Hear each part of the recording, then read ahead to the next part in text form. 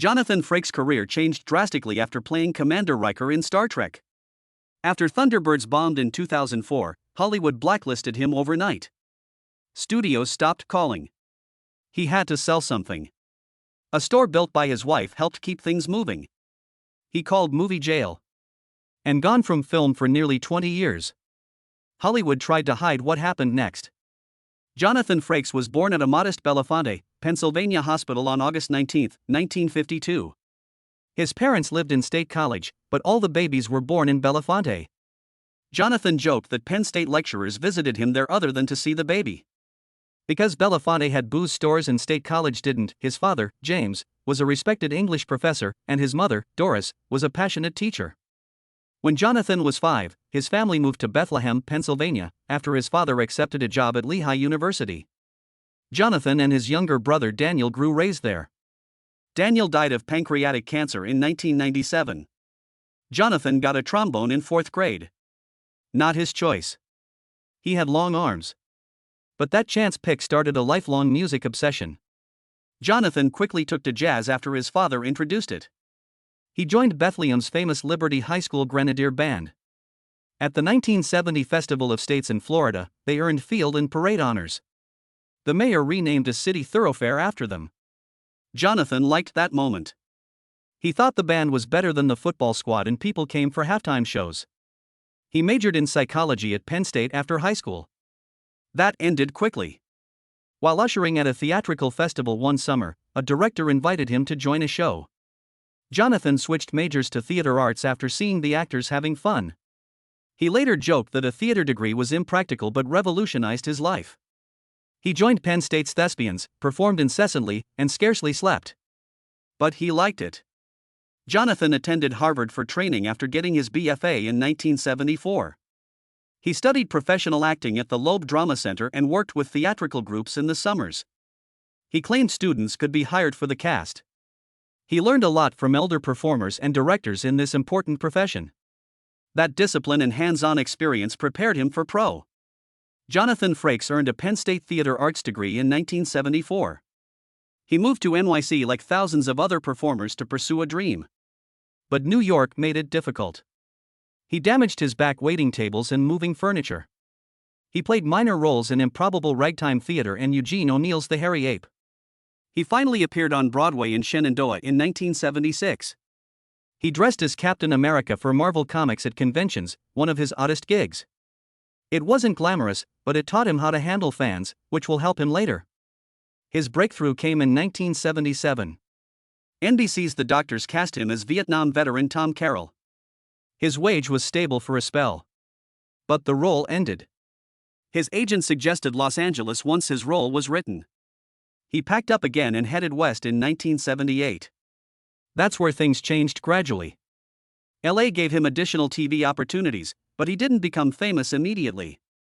Charlie's Angels, Fantasy Island, The Waltons, Quincy, Emmy, and the Dukes of Hazzard featured him as a guest.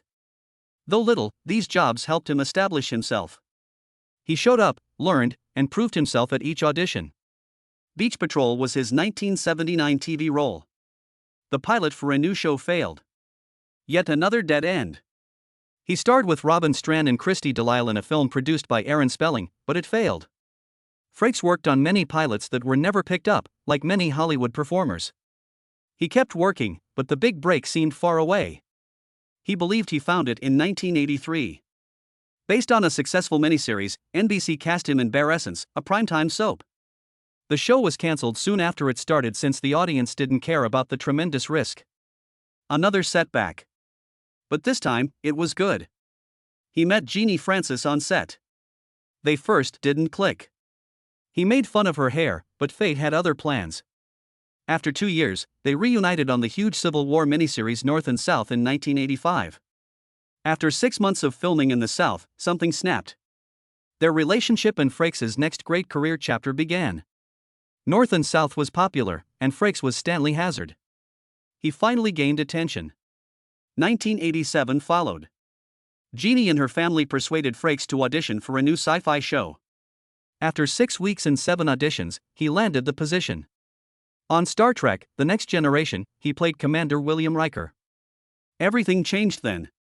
Years of struggle, cancelled series, and forgotten pilots led to this. He and Jeannie were engaged, but his shooting schedule delayed the wedding twice. But they succeeded. They married during the show's first break on May 28, 1988. Jonathan Frakes wasn't the obvious Commander William Riker in 1987. He fought for it. The part may have gone to Billy Campbell, Michael O'Gorman, or Jeffrey Combs. Star Trek founder Gene Roddenberry intervened while the company was considering another candidate. Frakes reminded him of himself. He didn't support him silently. He called. He pushed hard and Frakes got the part. Years later, Frakes said Roddenberry saw himself in Riker, possibly more. Frakes accidentally invented the Riker technique on the show, which became a legend. It wasn't designed to seem cool. Set seats were low and awkward. He flung his leg over the back instead of sitting. It appeared bold, possibly too bold. Frakes quipped that maybe it was a dumb move, but fans loved it. Became something. Jack Quaid imitated it in Lower Decks by shouting Riker while mounting a saddle. Another Insurrection Riker maneuver included battle tactics. While watching the Best of Both Worlds, something unexpected happened. Riker, played by Jonathan Frakes, was no longer the cool second-in-command. He faced another sharp person. Commander Shelby, Elizabeth Dennehy. This calm tension permeated their scenes. Rolling his eyes, Riker. Shelby persisted. Fans adored it. People recalled the programs when they aired in theaters years later. Someone yelled, "Read it, girl," as Shelby challenged Riker in the elevator. Not just a joke. Their chemistry was strong. The audience felt it. People imagined a show with Riker as captain and Shelby as his first. You wondered what could have been. Not merely a story twist. It revealed a different Riker, questioning if he was ready for the big chair. Not everything in Star Trek was serious. Jonathan Frakes said something shocking. He said Roddenberry warned him not to smile. It was ludicrous, Frakes remarked. He laughed afterward. They cast me and told me not to smile. The truth? There were several jokes on set. The cast was loud, silly, and always laughing. Frakes, Patrick Stewart, and Brent Spiner wanted that enthusiasm on screen. They liked the old three. Bones, Spock, and Kirk craved the same spark. They told jokes, rolled their eyes, and had fun, and every episode showed their bond. Real friendship infused their personas, not just acting. Jonathan Frakes knew the producers didn't take him seriously when he wanted to helm a Star Trek, The Next Generation episode. Show executive producer Rick Berman didn't say no, Frakes saw it in his face. That doubtful gaze persisted. Instead of arguing, Frakes went quiet and worked. He trained for months. He spent approximately 300 hours in editing rooms, casting sessions, and pre-production meetings. He brought a 47-page presentation. Everything was there. Hand-drawn storyboards. That documents camera settings and character breakdowns gave it the Riker Directive label. Once Berman looked at it, something changed. Frakes created his own chance, not just asked for one. He directed The Offspring, an emotive narrative about Data building an android daughter, first. It was hard. While playing Commander Riker, Frakes had to direct and act. Scene after scene, he ran from behind to in front of the camera in his Starfleet uniform under a director's jacket. He worked 18-hour days. He barely slept but succeeded. The March 1990 episode was one of the series' most praised. Even then, Frakes wasn't happy with his episode acting. He requested editors to shorten his scenes. He was so intent on directing. I like it better, he said. I direct better than perform. Not everyone believed him immediately. Some of his castmates didn't know how to react to him making decisions. Patrick Stewart was polite in public but doubted actors could direct other performers. The first morning, Marina Sirtis didn't look at him. She worried about the episode's love storyline making things unpleasant. Data actor Brent Spiner brought extra notes to defend his character. Frakes managed everything. Rank wasn't pulled. His focus was performance. He observed. Stewart reconsidered after 2 days. He and Sirtis laughed again. Spiner hid his notes. Each actor realized Frakes had done something they hadn't. His training was for this. They missed his stealth guiding. For Riker scenes, he arrived 90 minutes early to prepare every perspective. His shot lists were ready. He had discussed everything with the cinematographer beforehand. He watched footage in the editing area over lunch as the staff took breaks. Nobody requested it. Just did it. He kept things moving well without appearing arrogant. Frakes had a camera hidden. He went to the Warp Core, a small pub, after filming. With show photography director Marvin Rush. Rush taught him cinematography using bar napkins while they sipped Macallan 18 for hours. Lighting, angles, and composition occurred between beers and scribbles. Frakes saved dozens of napkins. 13 remained framed in his office.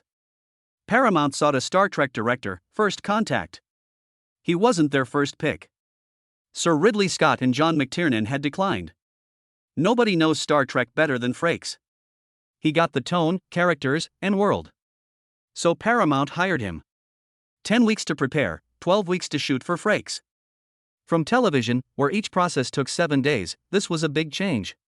He studied Jaws, Close Encounters, and 2001 for preparation. A space voyage. Even considered James Cameron and Ridley Scott. He understood the stakes were high. Not only TV anymore. Creating the Borg Queen was a huge change. The writers wanted the Borg to remain dumb, but Paramount's president, Jonathan Dulgan, insisted on a corporeal, talkable foe. The Borg Queen was conceived then. Casting her was difficult. Someone scary, seductive, spooky, and intriguing was needed. In Alice Cray, Frakes found that. She suited the part. She had pale complexion, wire hair, and an odd, elongated head after hours of makeup. Her entrance moment, where her upper body is lowered and linked to her spine, was the film's most memorable. ILM took 5 months on that shot. Everything in First Contact was bigger than TV. 1 hour Borg makeup now takes 5. Costume time added 30 minutes. Remove it, 90 more. Missing 20 artists out of 50 needed. Wires, gunk, and makeup intensified throughout the film. Borg appeared to be leaking oil. It frightened them. Built a contraption to lower Craig's body and used a blue costume and digital trickery to make her appear to be floating for the Queen sequence. Boldness paid off. First Contact succeeded. Fans and critics adored it. Even Patrick Stewart rated it the best-looking Star Trek film. Frakes then directed Star Trek Insurrection. Lightning didn't strike twice. Not as good a sequel. Mixed reviews. Story felt flat. Stewart later thought Nemesis, which Frakes didn't direct, improved. A disappointment. It hindered Frakes' momentum. Thunderbirds followed in 2004. Great movie, great hopes. A well-known brand. A solid cast, Bill Paxton, Ben Kingsley, and a decent budget, but the picture bombed. Critics dismantled it. Audiences shied. Frakes later reported no one answered his calls following Thunderbirds. He called film jail. He had to sell. He left London for Maine. A store built by his wife helped keep things moving. The reset was harsh. He hasn't directed a picture since. More than 20 years ago. But he persisted. Returned to TV, Star Trek, and his roots. He directed new Star Trek and The Librarians episodes. He said TV become a place where everyone can take a poo and nobody cares who directed it. It wasn't flashy but solid. Jonathan Frakes didn't intend to fall in love on film. In 1985, he was working on the Civil War miniseries North and South. He was barely noticed at 32. Jeannie Francis arrived. She was famous working with Patrick Swayze and Leslie Ann Down. All was professional at first. While filming in Charleston and Natchez, something changed. They visited New Orleans during Memorial Day break. Then everything clicked. Interestingly, they met on the set of a short-lived sitcom called Bare Essence. Frakes thought she was too young. She was 20, he was almost 30. The timing was improper then. North and South gave them another chance, and it worked. Frakes says she took a chance on me. Why she went out with me is unknown. The couple married on May 28, 1988. More than 38 years ago. An eternity in Hollywood years. Jeannie didn't need to be on Star Trek. Pop culture had made her famous. She's played Laura Collins on General Hospital for over 890 episodes since 1977. She was more famous when they met. Frakes gained famous when he played Commander Riker in Star Trek: The Next Generation. They supported each other throughout. Frakes repeats lines with her to help her remember those harsh soap opera filming days with 30 pages of dialogue. They had 2 kids. Their daughter Eliza writes and acts like them. Despite its success, Frakes has suffered a loss. He lost his brother Daniel to pancreatic cancer in 1997. His age was 41. It happened a week before Frakes' daughter's birth. Daniel was more than a sibling. His best pal. The couple moved to New York in a beat-up 1967 Chevy Sport van. They had big goals and small apartments. Daniel's Whipple operation failed because the cancer had spread too far. They sealed him. Medical professionals felt hope was lost. Maybe 6 months. Pancreatic cancer survival was 4% at the time. Frakes was devastated but didn't let it stop. PanCan, the pancreas, has employed him for 25 years. Cancer Action Network to promote awareness and improve results. His personal mission became public. He founded Trek Against Pancreatic Cancer in 2022 with Star Trek stars. They walked for a cause alongside Armin Shimmerman, 18-year survivor Kitty Swink, and John Billingsley. They walk in 60 cities for the PanCan Purple Stride fundraiser on April 29. Frakes usually begins in Santa Monica Pier. Their team raised tens of thousands for research and assistance. Things are improving thanks to efforts like these. The survival rate has risen from 4% to 11 to 12%. Still bad, but improved. PanCan has spent $174 million on research. They awarded $10.5 million in research grants in 2022, part of a record $25 million year. Frakes often talks about early detection, especially if pancreatic cancer runs in the family. He's aware of its speed. He keeps walking, talking, and turning up because of that. After Thunderbirds failed in 2004, Jonathan Frakes disappeared from film. The film lost $57 million. Criticers smashed it. Audiences ignored it. He was ignored by Hollywood. The director of one of the 2000's biggest failures scared studios off. His name disappeared from shortlists. By 2006, he had to search elsewhere. He resumed TV directing. No hits or spectacular shows. Children's shows Zoe 101 and True Jackson were his efforts. He didn't employ a pseudonym out of embarrassment, as others suspected. Even for modest ventures, he used his real name. He was slowly recovering. In 2010, something changed. He was asked to direct NCIS, LA, and Castle. Both network shows were enormous. Name was back in play.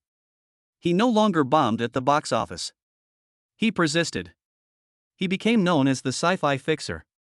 He supervised 17 science fiction or fantasy productions that were struggling or finding their groove. He worked on Roswell, The Librarians, Warehouse 13, S.H.I.E.L.D., and Orphan Black. Budgets were tight and narratives were a mess, so they summoned Frakes. Structure he brought. Added speed. His efforts worked. He directed nearly 100 TV episodes by 2016. The whispers began then. Industry insiders called him the genre whisperer. He was quiet but effective. He balanced action, character, and humor in shows that often lacked them when he came. His comeback looked likely in 2018. CBS revived Beyond Belief, Fact or Fiction. Frakes would direct every episode as well as host. Old show fans rejoiced. The crew prepared.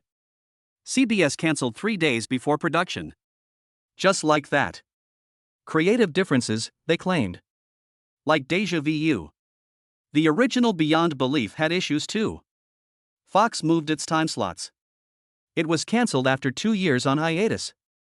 Now the reboot was dead. Before it began, but Frakes persisted. He returned the show to Germany in 2021. X Factor, Das Unfassbare. They filmed in LA. He hosted again. Different network, different country, but the same weird story and calm voice asking viewers to judge what was genuine.